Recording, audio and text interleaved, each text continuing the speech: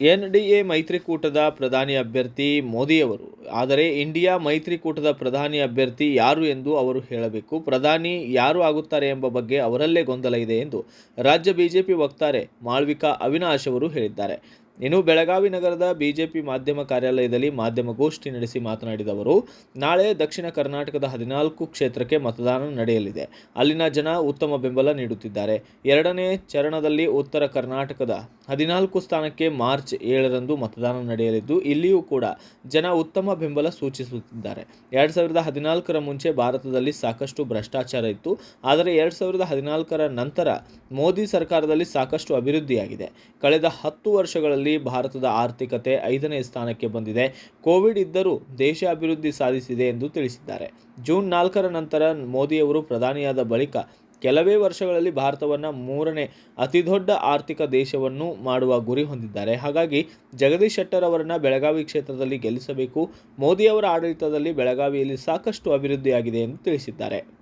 ಇಬ್ಬರು ನಮ್ಮ ಶಿವಮೊಗ್ಗದಲ್ಲಿ ಟ್ರೈನ್ ಆಗಿ ಸೆಲ್ಫ್ ರಾಡಿಕಲೈಸ್ ಆಗಿ ಬಾಂಬ್ ತಯಾರಿಸೋದು ಹೇಗೆ ಅಂತ ಕಲ್ತ್ಕೊಂಡು ಆ ಬಾಂಬ್ ತಯಾರಿಸೋದಕ್ಕೆ ಅವರು ದೇಶಾದ್ಯಂತ ಓಡಾಡಿದ್ದಾರೆ. ತಮಿಳುನಾಡಲ್ಲಿ ಹೋಗಿ 3 ತಿಂಗಳು ಇದ್ದಿದ್ದಾರೆ. ಯಾಕೆ ತಮಿಳುನಾಡಿಗೆ ಹೋದ್ರು?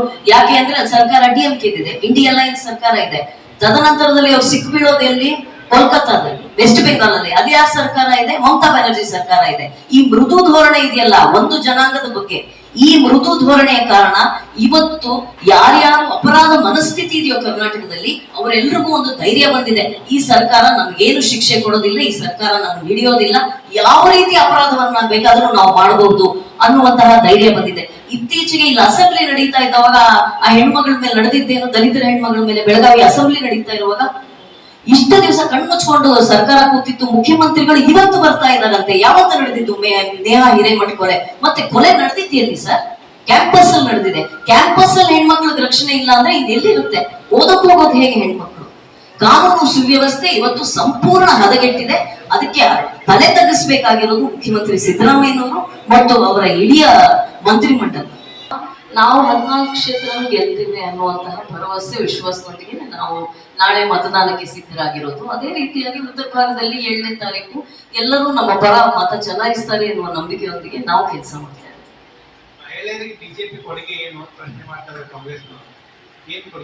ಮಹಿಳೆಯರಿಗೆ 3 ವಿಧಾನದ್ದು ಸ್ವಲ್ಪ ಸಮಯ ತಗೋತೀನಿ, ನೀವು ಮನ್ನಿಸ್ಬೇಕು ನನ್ನ. ಆರ್ಥಿಕವಾಗಿ, ಸಾಮಾಜಿಕವಾಗಿ ಮತ್ತು ರಾಜಕೀಯವಾಗಿ ಮಹಿಳೆಯರ ಸಶಕ್ತೀಕರಣ ಕಳೆದ 10 ವರ್ಷಗಳಲ್ಲಿ ಆದಂತೆ ಈ ಹಿಂದೆ ಎಂದೂ ಆಗಿರಲಿಲ್ಲ. ಮಹಿಳೆಯರಿಗೆ ಮೊದಲನೇದಾಗಿ ಬೇಕಿದ್ದಂತಹ ಮೂಲಭೂತ ಸೌಕರ್ಯ, ಶೌಚಾಲಯದ ವ್ಯವಸ್ಥೆ ಬಗ್ಗೆ ಕಳೆದ 65 ವರ್ಷಗಳಲ್ಲಿ ಕಾಂಗ್ರೆಸ್ ಸರ್ಕಾರ ಯೋಚನೆ ಮಾಡಿದೆ. ಮೋದಿಯವರು ಬರಬೇಕಾಗಿತ್ತು 2014ರಲ್ಲಿ ಮಹಿಳೆಯರಿಗೆ ಶೌಚಾಲಯದ ವ್ಯವಸ್ಥೆ ಮಾಡೋದಕ್ಕೆ, ಅತ್ಯಂತ ಮೂಲಭೂತವಾದ ವ್ಯವಸ್ಥೆಯನ್ನ ಮಾಡೋದಕ್ಕೆ. ಇದು ಸಾಮಾಜಿಕವಾಗಿ ಹೆಣ್ಮಕ್ಳ ಗೌರವವನ್ನ ಹೆಚ್ಚಿಸಿದೆ ಮತ್ತು ಸಾಮಾಜಿಕವಾಗಿ ಹೆಣ್ಮಕ್ಳಿಗೆ ಗೌರವವನ್ನು ತಂದುಕೊಟ್ಟಿದೆ ಅಂತ ನಾನು ಅನ್ಕೊಳ್ತೀನಿ. ಅಲ್ಲಿಂದ ಪ್ರಾರಂಭ ಮಾಡಿದ್ರೆ PM ಆವಾಸ್ ಯೋಜನೆಯಲ್ಲಿ ಕೊಟ್ಟಿರುವಂತಹ ಮನೆಗಳು, ಎಲ್ಲ ಮನೆಗೆ ವಿದ್ಯುತ್ ಶಕ್ತಿಯ ಸಂಪರ್ಕ ಇರಬೇಕು ಅನ್ನುವಂತಹ ಅವರ ಸಂಕಲ್ಪ ಮತ್ತು ಅವರ ವಿಷನ್ ಅದು ಕಾರ್ಯಗತವಾಗಿದೆ. ಎಲ್ಲ ಮನೆಗೂ ನಲ್ಲಿ ನೀರಿನ ಮೂಲಕ ಕುಡಿಯುವ ನೀರಿನ ಸಂಪರ್ಕ ಆಗಬೇಕು ಅನ್ನುವಂಥದ್ದು. ಅದರ ಜೊತೆಗೆ ಮಹಿಳೆಯರಿಗೆ ಈ ಸೌದೆ ಒಲೆಯ ಹಬೆಯಲ್ಲಿ ಬೇಕಾದಂತಹ ಮಹಿಳೆಯರಿಗೆ ಉಜ್ವಲ ಮೂಲಕ ಕೊಟ್ಟಿರುವಂತಹ ಯೋಜನೆ. ಹೀಗೆ ಇವೆಲ್ಲವೂ ಸಾಮಾಜಿಕವಾಗಿ ಮಹಿಳೆಯನ್ನ ಗಟ್ಟಿಗೊಳಿಸಿದೆ.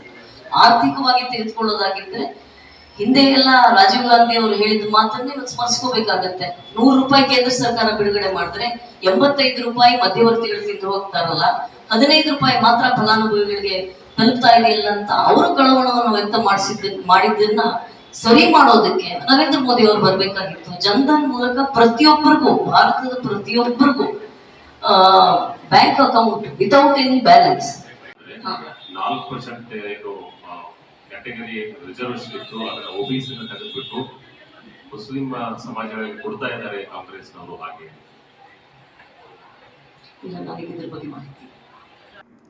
ಇನ್ನು ಬೆಳಗಾವಿಯಲ್ಲಿ ಮೋದಿಯವರು ಕೈಗೊಂಡಿದ್ದ ಬೆಳಗಾವಿ ಪ್ರವಾಸದ ಸಮಯದಲ್ಲಿ ಬದಲಾವಣೆಯಾಗಿದೆ. ಏಪ್ರಿಲ್ 28ರ ಬದಲಾಗಿ 27ರಂದೇ ಬೆಳಗಾವಿಗೆ ಆಗಮಿಸಿ ವಾಸ್ತವ್ಯ ಹೂಡಲಿದ್ದಾರೆ ಎಂದು ಬೆಳಗಾವಿ ಬಿಜೆಪಿ ಗ್ರಾಮೀಣ ಜಿಲ್ಲಾಧ್ಯಕ್ಷ ಸುಭಾಷ್ ಪಾಟೀಲ್ ಅವರು ಹೇಳಿದ್ದಾರೆ. ಇನ್ನು ಮೋದಿ ಅವರ ಕಾರ್ಯಕ್ರಮದ ಸಮಯ ಬದಲಾಗಿದ್ದು ಏಪ್ರಿಲ್ 28ರಂದು ಬೆಳಗ್ಗೆ 12 ಗಂಟೆಗೆ ವೇದಿಕೆ ಕಾರ್ಯಕ್ರಮ ಆಗಲಿದೆ ಎಂದು ಹೇಳಲಾಗುತ್ತಿತ್ತು. ಆದರೆ 28ರಂದು 10 ಗಂಟೆಗೆ ವೇದಿಕೆ ಕಾರ್ಯಕ್ರಮ ನಡೆಯಲಿದ್ದು ಮಹಾರಾಷ್ಟ್ರದಿಂದ ರಸ್ತೆಯ ಮೂಲಕ ಬೆಳಗಾವಿಗೆ ಏಪ್ರಿಲ್ 27ರಂದು ಬಂದು ಬೆಳಗಾವಿಯ ಖಾಸಗಿ ಹೋಟೆಲ್ನಲ್ಲಿ ನರೇಂದ್ರ ಮೋದಿ ಅವರು ವಾಸ್ತವ್ಯ ಹೂಡಲಿದ್ದಾರೆ ಎಂದು ಮಾಹಿತಿಯನ್ನು ನೀಡಿದ್ದಾರೆ. ಈ ಕಾರ್ಯಕ್ರಮಕ್ಕೆ ಮಾಜಿ ಪ್ರಧಾನಿ ದೇವೇಗೌಡ, ಮಾಜಿ ಸಿಎಂ ಕುಮಾರಸ್ವಾಮಿ, ಮಾಜಿ ಸಿಎಂ ಯಡಿಯೂರಪ್ಪ ಸೇರಿದಂತೆ ಅನೇಕ ಘಟಾನುಘಟಿ ನಾಯಕರು ಕಾರ್ಯಕ್ರಮಕ್ಕೆ ಸಾಕ್ಷಿಯಾಗಲಿದ್ದು, ಈ ವೇಳೆ ಬಿಜೆಪಿ ಮಹಾನಗರ ಅಧ್ಯಕ್ಷೆ ಗೀತಾ ಸುತಾರ್, ಬಿಜೆಪಿ ಮುಖಂಡೆ ಭಾರತಿ ಮಗದೂಮ್, ಎಫ್ಎಸ್ ಸಿದ್ದನಗೌಡ, ಹನುಮಂತ ಕೊಂಗಾಲಿ ಸೇರಿದಂತೆ ಅನೇಕರು ಉಪಸ್ಥಿತರಿದ್ದರು. ಬ್ಯೂರೋ ರಿಪೋರ್ಟ್ ಪ್ರತೀಕ್ ಚಿಟಗಿ, ಭಾರತ ವೈಭವ news, Belagavi. Thanks for watching. Read, discuss and debate with editor Dr. Yan Prashant Rao. Wanted reporters in print, digital and visual media for Bharat Vaibhav Daily Newspaper, BV News Channel and BV Fast Web News from all the talukas of Karnataka. If interested, send your resume to 9482633333.